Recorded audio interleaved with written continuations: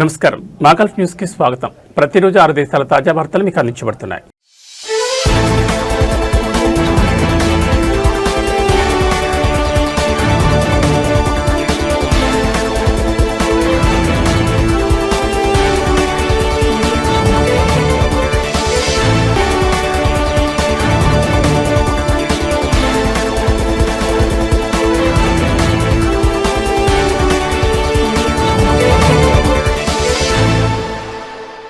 కువైట్లోని జబ్రియా ప్రాంతంలో ఆదివారం రాత్రి భారీ ప్రమాదం చోటు చేసుకుంది. 3 అంతస్తుల నివాస భవనం పైకప్పు ఒక్కసారిగా కూలిపోయింది.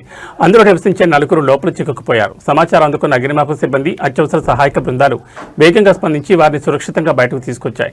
జబ్రియాలోని ఓ నివాస భవనం పైకప్పు కూలిపోయి పలువురు చిక్కుకుపోయారని అంతర్గత వ్యవహారాల మంత్రిత్వ శాఖ ఆపరేషన్స్ రూమ్కు సమాచారం అందిందని వెంటనే హవల్లీ, సల్మియా అగ్నిమాపక కేంద్రాల నుంచి బృందాలను సంఘటనా స్థలానికి తరలించినట్లు జనరల్ ఫైర్ ఫోర్స్ ఒక ప్రకటనలో తెలిపింది. ప్రమాదం మరింత పెరగకుండా ముందు జాగ్రత్త చర్యగా భవనాన్ని పూర్తిగా ఖాళీ చేయించినట్లు పేర్కొంది. అయితే రక్షించబడిన వారి ఆరోగ్య పరిస్థితిపై అధికారులు ఎలాంటి వివరాలు వెల్లడించలేదు. అలాగే పైకప్పు కూలిపోవడానికి గల కారణం కూడా ఇంకా తెలియరాలేదు. నిర్మాణ లోపమా లేక మరేదేమైనా కారణమా అన్న కోణంలో అధికారులు దర్యాప్తును ప్రారంభించారు. దర్యాప్తు అనంతరం ప్రమాదానికి గల అసలు కారణాలు వెల్లడయ్యే అవకాశం ఉంది.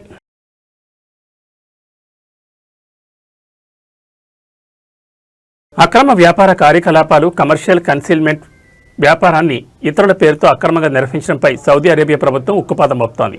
ఈ క్రమంలో జాతీయ కమర్షియల్ కన్సీల్మెంట్ నిరోధక కార్యక్రమం ఆధ్వర్యంలో జూన్ నెలలో 4500కు పైగా తనిఖీలు నిర్వహించారు. ఈ సందర్భంగా 104 అనుమానాస్పద ఉల్లంఘనలను గుర్తించినట్లు అధికారులు వెల్లడించారు. కాగా తనిఖీల సందర్భంగా గుర్తించిన కేసులను దర్యాప్తు కోసం సంబంధిత అధికారులకు అప్పగించినట్లు అధికారులు తెలిపారు. ఉల్లంఘనలు రుజువైతే చట్టపరమైన చర్యలు తీసుకోనున్నట్లు పేర్కొన్నారు. ఈ తనిఖీల్లో ప్రధానంగా వాణిజ్య సంస్థలు చట్టాలను పాటిస్తున్నాయా లేదా అనే అంశాన్ని పరిశీలించారు.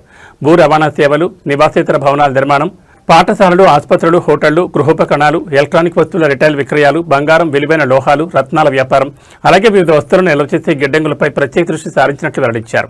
సౌదీ యాంటీ కమర్షియల్ కన్సీల్మెంట్ చట్టం ప్రకారం నేరం రుజువైన వారికి గరిష్టంగా 5 ఏళ్ల జైలు శిక్షతో పాటు 50 లక్షల సౌదీ రియల్స్ వరకు జరిమానా విధించే అవకాశం ఉంది.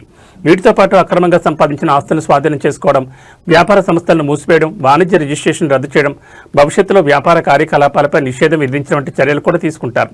ఇక విదేశీ నిందితులను దేశం నుంచి బహిష్కరించడంతో పాటు భవిష్యత్తులో సౌదీలో పనిచేసే అవకాశాన్ని శాశ్వతంగా రద్దు చేసే నిబంధన కూడా చట్టంలో ఉందని అధికారులు స్పష్టం చేశారు.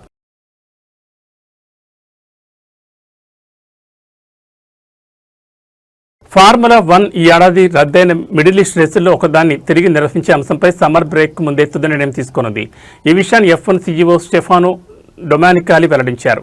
భద్రతా పరిస్థితులు అనుకూలిస్తే బహ్రెయిన్ గ్రాండ్ ప్రిక్స్ను తిరిగి క్యాలెండర్లో చేర్చే అవకాశాలున్నాయని ఆయన తెలిపారు. ఈ ఏడాది మార్చిలో ఇరాన్పై అమెరికా, ఇజ్రాయెల్ సైనిక దాడుల నేపథ్యంలో భద్రతా కారణాల వల్ల బహ్రెయిన్, సౌదీ అరేబియా గ్రాండ్ ప్రిక్స్లను F1 రద్దు చేసింది. అనంతరం ప్రాంతాల్లో ఉద్రిక్తతలు కొనసాగడంతో ఈ నిర్ణయం తీసుకున్నారు. అయితే ప్రస్తుతం కాల్పుల విరమణ అమల్లోకి రావడం, వివాద పరిష్కారానికి 60 రోజుల గడువుతో అవగాహన ఒప్పందం కుదరడంతో పరిస్థితులు మెరుగుపడతాయని F1 యాజమాన్యం ఆశాభావం వ్యక్తం చేస్తోంది. అన్నింటికంటే భద్రతే ముఖ్యమైనదని, పరిస్థితులు పూర్తిగా అనుకూలిస్తే బహ్రెయిన్ వెళ్లాలని ఆశిస్తున్నామని డొమానికాలి తెలిపారు. ప్రస్తుతం సెప్టెంబర్లో జరిగే Azerbaijan grand prix, Singapore grand prix మధ్య ఉన్న ఒక వారం విరామాన్ని బహ్రెయిన్ రేసుకు అనువైన సమయంగా F1 పరిశీలిస్తోంది. అయితే రేసును నిర్వహించాలంటే టీమ్స్ ప్రయాణాలు, పరికరాల రవాణా, ఇతర లాజిస్టిక్స్ ఏర్పాట్ల కోసం ముందుగానే నిర్ణయం అవసరమని, అందుకే ఆగస్టు సమ్మర్ బ్రేక్ ముందే స్పష్టత ఇవ్వాలని యాజమాన్యం భావిస్తోంది. మరోవైపు సీజన్ చివరిలో జరిగే ఖతర్, అబుదాబి గ్రాండ్ ప్రిక్స్లపై ఏమైనా భద్రతా సమస్యలు తలెత్తే ప్రత్యామ్నాయంగా పోర్చుగల్లోని పోర్టిమావో సర్క్యూట్ను సిద్ధంగా ఉంచినట్లు F1 వెల్లడించింది. అవసరమైతే ఆ వేదికను వినియోగించాలా లేదా అనే అంశంపై సెప్టెంబర్ మధ్యలో నిర్ణయం తీసుకోనున్నారు. కాగా పోర్టిమావో సర్క్యూట్ 2027లో అధికారికంగా మళ్లీ F1 క్యాలెండర్లోకి రానుంది.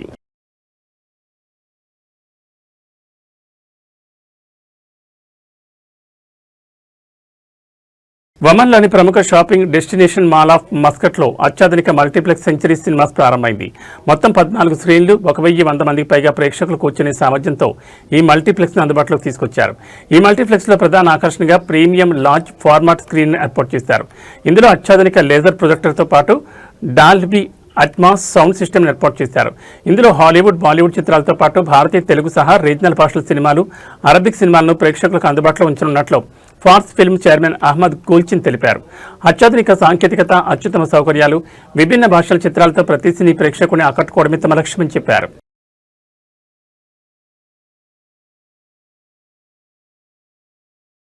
ఖతార్లో సైబర్ భద్రతపై అవగాహన పెంపు, జాతీయ సామర్థ్యాల అభివృద్ధి లక్ష్యంగా జాతీయ cyber security agency media group మధ్య అవగాహన ఒప్పందం కుదిరింది. ఈ ఒప్పందంపై ఎన్సీఎస్ఏ తరపున cyber security policies and strategies విభాగం అసిస్టెంట్ డైరెక్టర్ దలాల్ అల్ అకీదీ, మీడియా గ్రూప్ తరపున మిడిల్ ఈస్ట్, నార్త్ ఆఫ్రికా మానవ వనరుల డైరెక్టరేట్ హమాద్ అల్ షేక్ సంతకాలు చేశారు. ఈ ఒప్పందం ద్వారా సైబర్ భద్రత, డిజిటల్ భద్రతకు సంబంధించిన అవేర్నెస్ ప్రోగ్రామ్, ట్రైనింగ్ సెషన్లను సంయుక్తంగా నిర్వహించనున్నారు. బెర్లిన్ ఉద్యోగులకు ఎన్సీఎస్ఏ నిర్వహించే graduate boot camp, professionals, managers, leaders ప్రోగ్రాంలతో పాటు సైబర్ భద్రతా వర్క్షాపులు, అవగాహన సదస్సులో పాల్గొనే అవకాశం కల్పించనున్నారు. ఈ సందర్భంగా దలాల్ అల్ అకీదీ మాట్లాడుతూ డిజిటల్ భద్రతపై సమాజంలో అవగాహన పెంపొందించేందుకు సురక్షిత డిజిటల్ వాతావరణ నిర్మాణానికి ఈ ఒప్పందం దోహదపడుతుందని తెలిపారు. వేగంగా పెరుగుతున్న సైబర్ ముప్పుల నేపథ్యంలో అవగాహన శిక్షణే తొలి రక్షణ కవచమని హమీద్ అల్ షేక్ అన్నారు.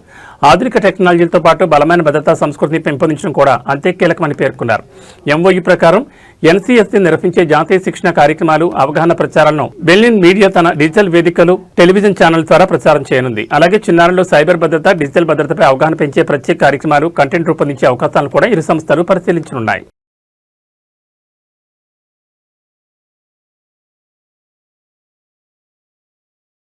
Dubai roads and transport authority Marina ప్రాంతంలో మెరైన్ ట్రాన్స్పోర్ట్ సేవలను ఉపయోగించే ప్రయాణికుల కోసం ప్రత్యేక డ్రైనింగ్ ఆఫర్ను ప్రకటించింది. ఈ కొత్త కార్యక్రమం ద్వారా ఫెర్రీ, వాటర్ ట్యాక్సీ లేదా అబ్రా ద్వారా దుబాయ్ మెరీనా చేరుకునే ప్రయాణికులు కేవలం దిర్హాం 69కే ప్రత్యేక భోజన అనుభవాన్ని పొందొచ్చు.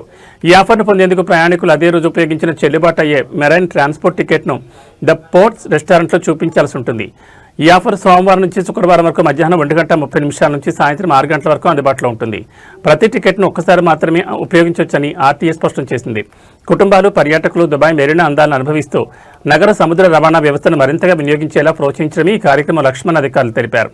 యూఏఈ ఇయర్ ఆఫ్ కమ్యూనిటీ లక్ష్యాలకు అనుగుణంగా ప్రజలను మరింతగా అనుసంధానం చేయడం, కుటుంబ సమేతంగా వినోదాన్ని ప్రోత్సహించడం ఈ ఆఫర్ ముఖ్య ఉద్దేశమని ఆర్టీఏ పేర్కొంది. ఈ ఆఫర్కు సంబంధించిన మరిన్ని వివరాలు లేదా రిజర్వేషన్ల కోసం ప్రయాణికులు ద పోర్ట్స్ రెస్టారెంట్ 04453389994 నెంబర్ను సంప్రదించవచ్చని తెలిపారు.